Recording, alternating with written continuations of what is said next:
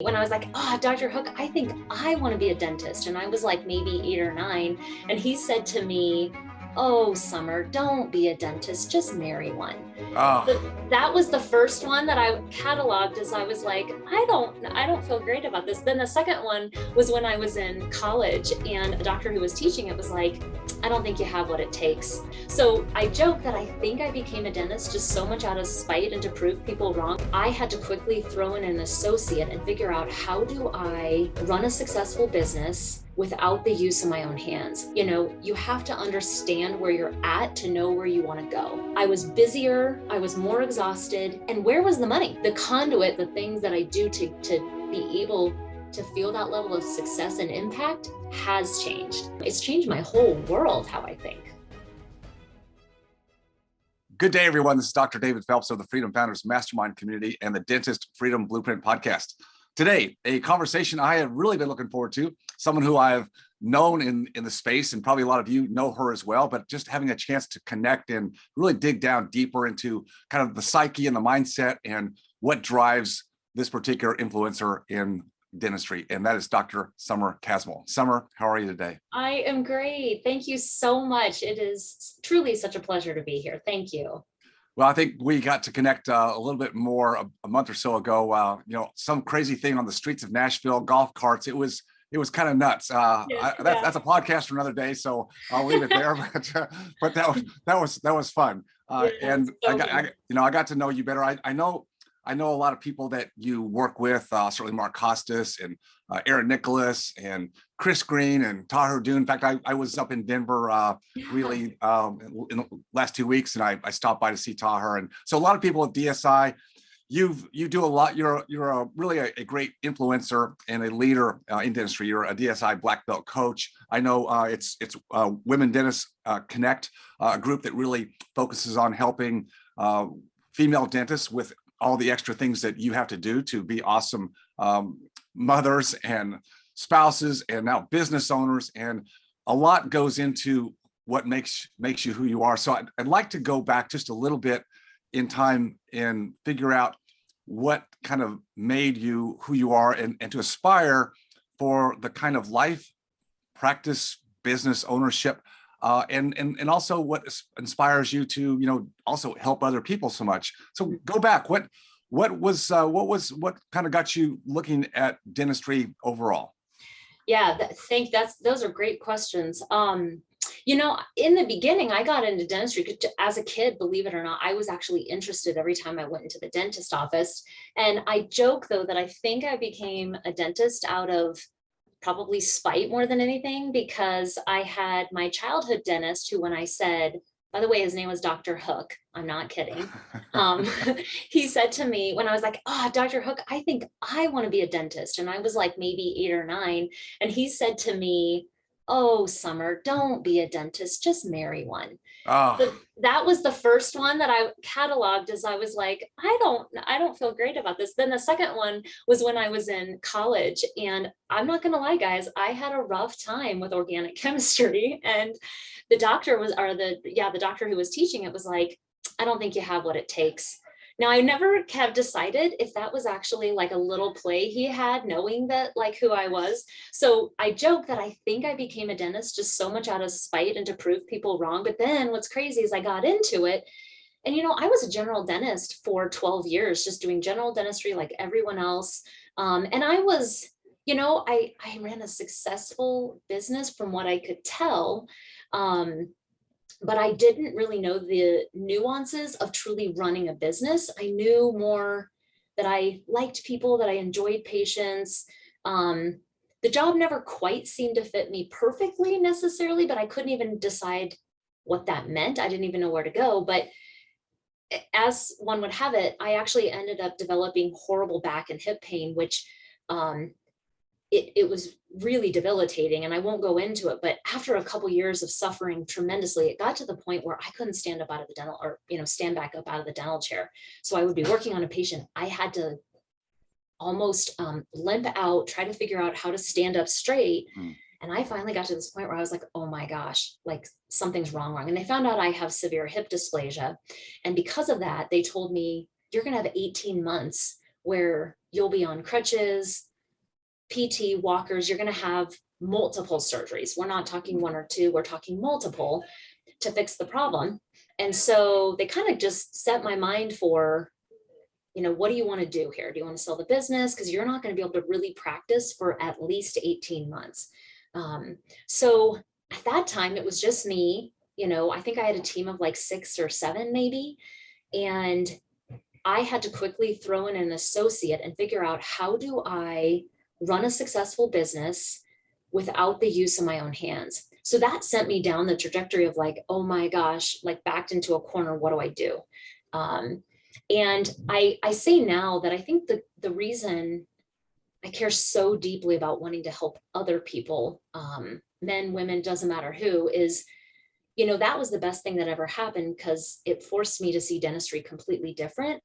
And because of that, I've learned what it can mean for doctors to gain the knowledge and a good stronghold on the numbers of their practice, and how it really can lead to some freedom, much like you have, like things like that lead to such freedom. And when you have time freedom and financial freedom, it's amazing how creative and how much better things feel. So I appreciate the opportunity to be able to talk to doctors about, things that they can do to also be able to get to that level of financial freedom and time freedom. So did I answer, did I answer it all? Yeah, you did. There's one other point in history I want to bring up in a second, but I want to just reiterate what you said, is that so often in life, whatever we decide we want to go into career-wise, whatever training, education, in this case, we're talking to our dental colleagues, of course, for the majority, but it's like there's a stated course to get there, of course, to get your licensing and your board requirements done.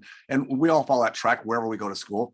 And then it's like the rest of the pathway is kind of already indoctrinated by mainstream industry. It says this is the way you do it, right? And so everybody, myself included, just you go out and you start like you did, start doing what everybody else tells you to do, and you start to, whether you're an associate for a little while and then you go to acquire or build your own practice, but eventually you're doing it, and then I think a lot of people get into the mode where it's really tough. It's tough to be that business owner, but also the technician with all the skill sets. You're responsible for everything, besides your patient, and keeping up with CE courses and treating patients, diagnosing patients, adding, additional treatments, which everybody says, you need to do that.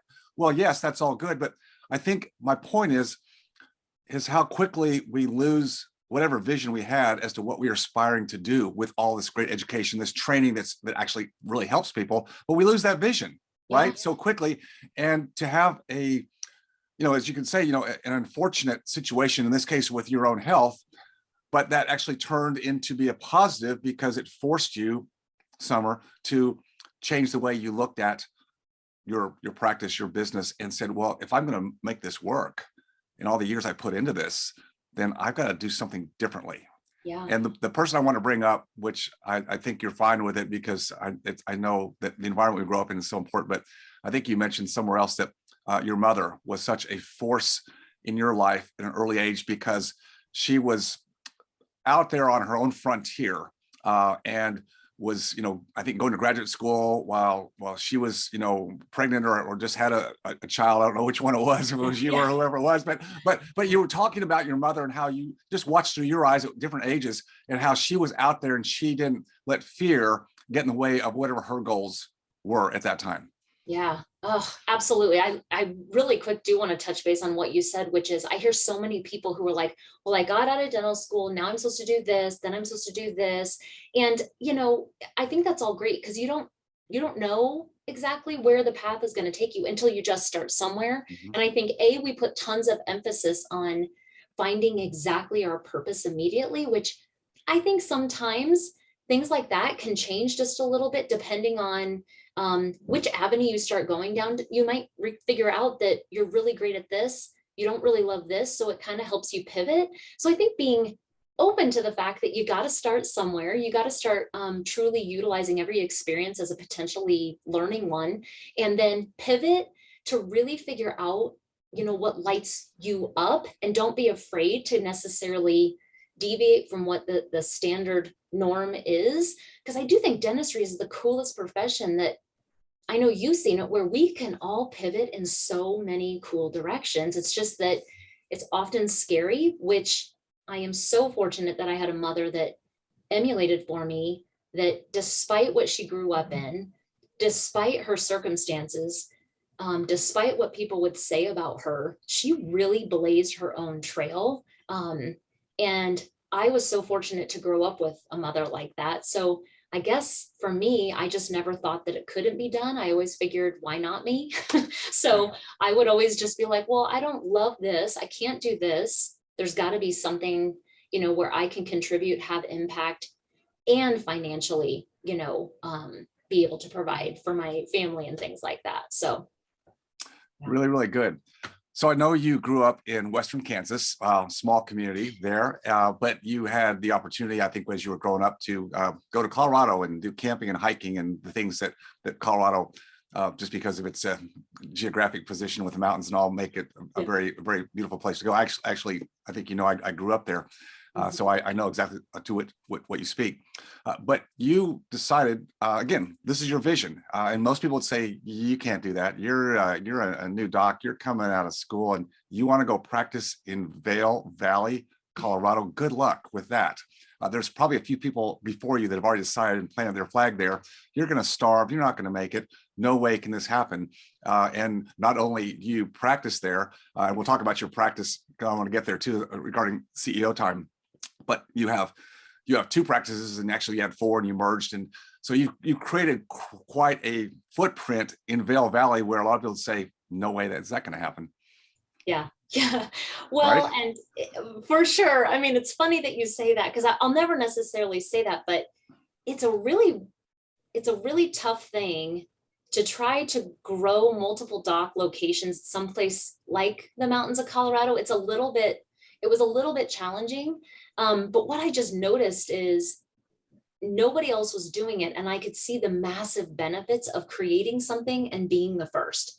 And so, for me, I did it because it really did lend to the model I was trying to create of providing truly comprehensive care for the patients up here. So they didn't have to go to, whether it be Denver or Grand Junction, because as you know, where I live is nowhere close to like Tahare or Chris Green. I'm up truly in the mountains of Colorado. So, thank you for saying that. I will say it definitely has come with, arrows being flung, I think, at me for sure. Just because I'm doing something maybe different than what, the general docs, especially people who've been here for a long time, anything different can be seen, instantly as bad. A threat. Yeah. And that's where I have such grace for those people, knowing that, I have been on the other side, where I'm sure I've been that person who freaked out when somebody did something, but, I've gotten pretty insulated, I guess, from it. I keep good people around me. I'm really close with my team and my leaders. And I do have a group of doctors that we do help each other, but it's not been easy, for sure, blazing the trail, but it's been incredibly, I will say, like truly rewarding. And I'm not just saying that in, a cheesy fashion. Like I really do mean it. Like it's been really rewarding to watch some of these leaders grow, doctors who wouldn't have had the opportunity. It's been cool to watch and kind of help them in their trajectory of their careers. So. Well, I think we learn a lot, obviously, from our own experiences in life. Every one of us, no matter where we are on the quote success trail, and that's got to be by personal definition, of course, but we learn so much. We go through twists and turns, so we have to find the right people, and sometimes we have to kiss a lot of frogs, right, to get there. It's never a straight shot. We all recognize that, but I think when you have figured some things out and you go, well, this works for me, I wonder if this would transfer to somebody else. And I think it is that servant mindset. We do want to help other people. We want to help people who are also coming up the ranks in again, in this case, in dentistry. And and you see people that also aspire to take and better clarify a vision, and they're struggling because it's there's just pieces that they don't see yet. And when we can take what we've learned, and then we have to be able to articulate it and conceptualize it. Sometimes we just learn and we go, well, I kind of figured that out, but now I have to be able to actually tell somebody else. And that's where it really becomes, I think, really defined for us. It's like, oh, there are some building blocks here. There are some key principles that I can actually teach, and it becomes more formulaic for us to be able to do that. That's exactly what you're doing with what you've learned. I want to kind of go to your model. Obviously, as I said, big footprint, 2 large practices. Was the impetus for going that direction? And we can talk a little bit about scaling and leveraging, which is what you have to do what you've done, and leadership and culture and all the things that we could talk, hours about. But was the impetus for that model based on your hip dysplasia issues that you were having? Is that what turned you to say, okay, I've got to look at this differently, or were you already headed that way? So no, I think being forced to see the business as a business for the first time ever. What's interesting is I met, Mark Costas. I started a dental assisting school, and that's how I initially, a long time ago, back in 2014, actually met Mark. And through that, because I was thinking the dental assisting school would be my kind of maybe secondary type of, stream of income, which it is, and I still have it to this day. But I ended up meeting him, and upon meeting him, what I realized was when I got into DSI, I started, learning the numbers, learning more of the true entrepreneurship of the business. Really, a lot of the terms you were just using, what I found actually that fit my personality better. I would have never even recognized that thinking more like an entrepreneur just made sense for me.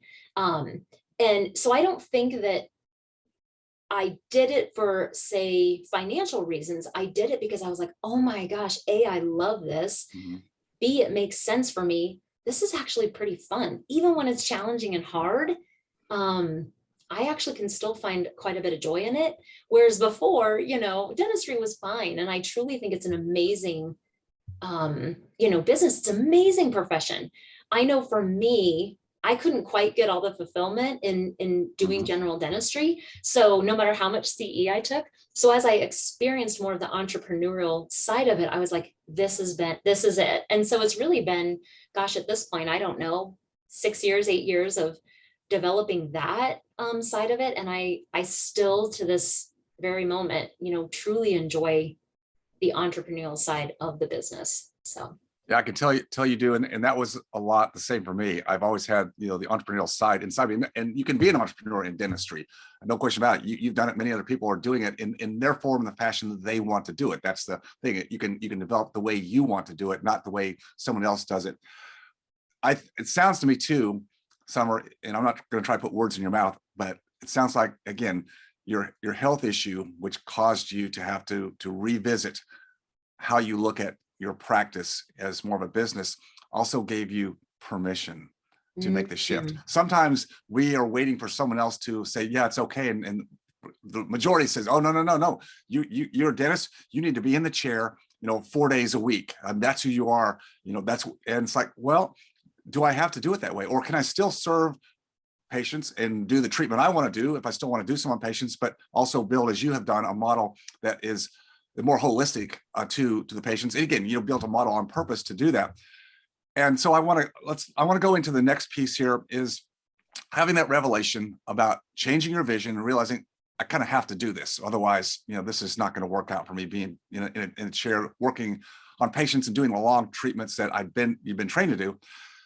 So anybody who has that are in that place right now, and there's lots of people, right? I mean, we've had just major shifts in the dynamics of the model, the economy, mindset shifts. We've had COVID, and now we're looking at this recession, inflation situation. And people are questioning, I think right now more than ever, wow, is this really the path I should stay on? Because I'm not seeing the light at the end of the tunnel. To create the space, the margin, both from a mindset and also from a financial, to pivot and be able to force you to try something. I had to bring an associate in. Okay, I've never done that before, and it's like, well, but I got to do it.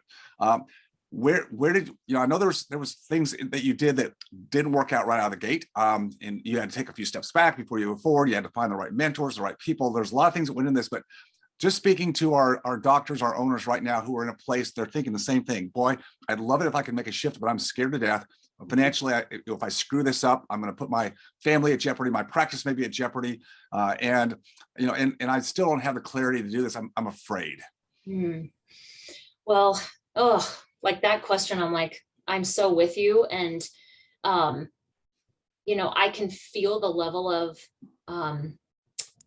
just fear that I think a lot of dentists are having right now. And I get it. I very much truly empathize, and I'm in the trenches, I say, with doctors truly still right now. And, the first thing that I will say is things are always scarier when they're unknown. And the minute we can actually start to define what is so scary, it helps. So one, just truly listing out what are the fears. I can't provide for my family. I'm going to have to put in more hours. I don't know certain aspects. Listing out what is it that you fear.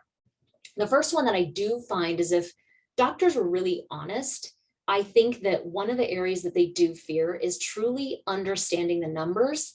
And I think it's almost scary if they've been in practice for a while and they don't know them. Males and females, it's almost embarrassing to have to come forward and be like, I'm going to be honest. I don't understand all the nuances of the P&L. I don't know where the categorization should be, the percentages should be. I don't know how to superimpose the balance sheet and understand. I don't understand projections. I don't understand goals. I think it's really important to start there. And there is zero judgment, no shame. We didn't get into the that's what I was going to say. Where was that in the curriculum? I mean, how many hours did I spend on the P&L and the balance sheet? There was zero. So yeah, can you just give everybody the grace of saying, if you don't understand, it's normal. It's normal. And there's some really amazing resources out there. And I think that's number one, because sometimes you do have to spend the money to gain the knowledge so that you can apply it and truly have power. So that's the first thing I would say, is being really smart about identifying the fears. And if one of them is just not fully understanding the nuances of the business of dentistry, you need potentially just to get help, because the minute you see it, your overhead, where everything's going, the attrition of your practice, you see what's flowing in and out. Even if the numbers aren't what you want, the cool thing is at that point, you can start making progress. And that's where it does have to start is, you have to understand where you're at to know where you want to go. Otherwise, people sometimes want to bury their heads in the sand. And I've been one of those people, and just figure, can we produce more? So they take more CE. Right. I've been that person. Yep. And I was busier. I was more exhausted. And where was the money? It's like, I'm producing more. What's happening? It's really all the other stuff that I didn't understand. And so I made myself busier, more stressed out with higher patient volume. I did have more production. It didn't lead to more happiness. It didn't lead to more content, feeling anything like that. So did I answer that? Is that what you? Yeah, that's good.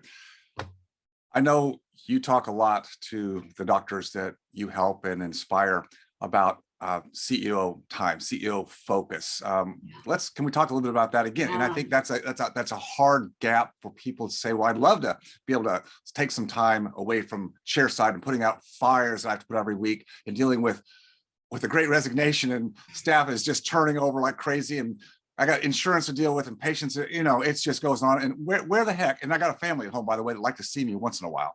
Where am I supposed to carve out this CEO focus time? Where should I start? I think, because again, people think, well, I don't have an afternoon yet to even do that. I can't even think about that. So how do you help people start to build that? And why is it so important, especially from your experience and the experience you have in helping so many others? Yeah, absolutely. And I am really passionate about this because I did see the dramatic effect it had in my own life.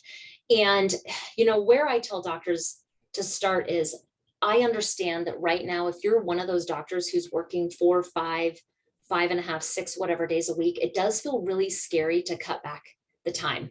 First, I do completely understand. What I will say, though, is it really can come down to kind of a mathematical formula. I love objective things. It makes me feel better when I can see it on paper. So what I tell doctors is, what are we producing every month, every year, every month, every week, and then break it down to what are we producing per hour. Because if we know what you're used to producing per hour, what I will tell doctors is dropping down from 6 to 5 or 5 to 4, or, it's actually just math.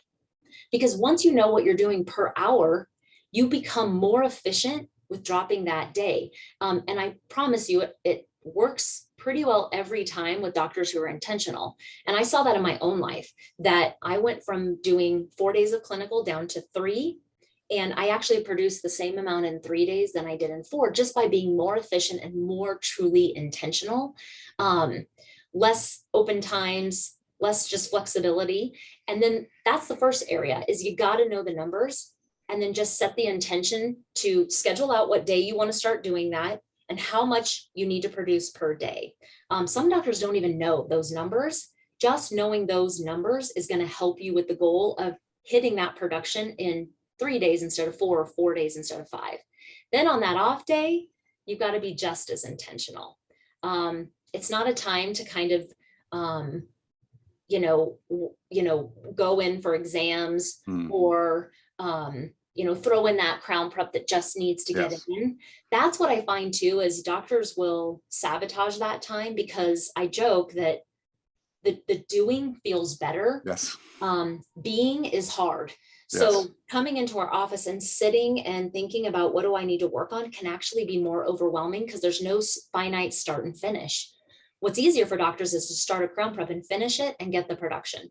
So I tell doctors, use the mathematical formula, figure out how much you're producing per hour, and then turn that into 1 day, or if you're really scared, do a half day less and produce the same by knowing those numbers, teaching your front office to schedule you to production on those 4 days or what have you. That day you're doing CEO, you've got to ensure you're doing the high value tasks that are going to make a difference. So you're going to pick only the top 1 to 2 thing that week that you're going to work on that's going to make the biggest difference. And sometimes you're going to have to do the deep work of changing your ads, figuring out how hiring needs to be better. Whatever system that you know is super broken that's leading to more inefficiencies, work on that. And that's the main thing you're going to get done that week. For me, I'm pretty systematic that every week I like to work on kind of a different area of the practice. But in the beginning, if you've been doing clinical dentistry forever, I will say you're likely going to know the top 3 fires, the top 2 fires that you got to just spend the time on. That way, you're not having to be there at nights. Your family still gets to, be with you during the weekends.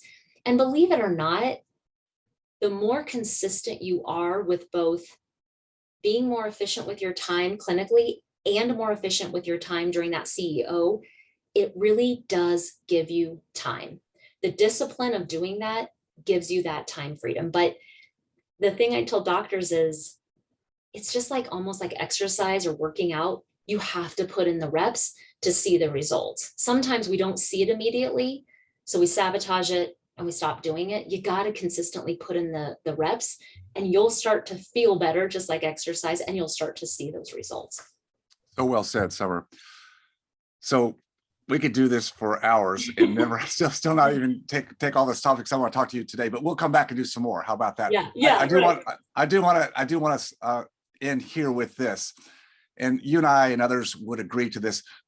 As dentists, particularly, we've been taught to put the bag on our shoulders and carry it uphill. In other words, the individuals, rugged individuals. You got to do it yourself, strong, persevere. None of those are bad characteristics. But the problem you said earlier is it's hard to admit when we do a lot of things well. We've figured a lot of things out. Like we've climbed a ladder a certain side, but we can't do everything well. We can't know the numbers. We have to get help. We have to acknowledge the fact that we can't do all things. And so having coaches, mentors, consulting is good. What I really have found, and I know this is true for you and the people you help, but also being in a tribe of people who are on the same path, some a little bit ahead, some where you are, some actually behind you, and figuring out to give you the mental support, the emotional support, the accountability, even in some days when you get stuck or mired down in a week of it's just, oh, this has been terrible, but you can pick you back up, realizing that there's another day and you can move forward. Trying to be a soloist and do it all yourself is not the way to go. I can't speak highly. There's so many people around you. And by the way, I would say, look even outside your own little dental community. If you have, your 5 docs that you hang out with that are in your area, I highly advise, I'm sure they're fantastic. Yes. But I highly advise, if you're the smartest person in that room, golly, there's always people who are doing crazier things. You and I both know, we both run in circles where there's people doing the most amazing things that I would never have thought of had I not met them. And I think just being around people who think so big naturally pushes us, right, to think about things that we've never thought about before. You included. Like I said, I can't wait to talk to you more about a few things I'm having in my own life. And I can't wait to talk to you because you think differently than me and are bringing to the table something I have never thought about.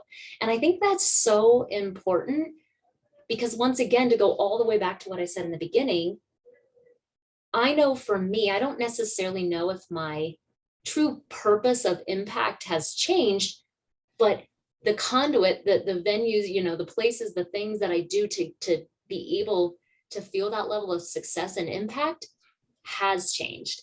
And it's because of meeting people outside of my super tiny little circle up here. It's because of that I think I will say over and over again that I am here today doing what I'm doing is because of people like you and Mark and, these big thinkers, Alistair. It's changed my whole world, how I think. So. Yeah, really good. All right. I think you nailed it right there. Summer Casmo, how can people best get in touch with you and learn more about some of the coaching you do, the dental assisting school, areas where you like to connect? Obviously, the Women Connect, Women Dentists Connect. So where's a good place for people to go to connect with you? Absolutely. Well, of course, if you're in DSN, the Dental Success Network, that's really one of my main places that obviously I run the women's group. I'm on there, to kind of help whoever reaches out. And that's really, truly, if you just Google Dental Success Network, you'll see our information up there. But if really you just want to contact, me personally, my email address, and truly this is my personal email, is just scasmel@gmail.com. Great. All right. Well, we'll put those links in the show notes so people can reference those as they wish. Summer Caswell, it's always a pleasure. Thank you so much for your time today. Thank you. I really appreciate the time. Thank you very much. If you enjoyed watching or learning from this video, please leave a like and subscribe to my channel for more content. If you have a question about any of my content or this specific video, just please leave a comment down below. And as always, stay focused on your freedom. I'll see you next time.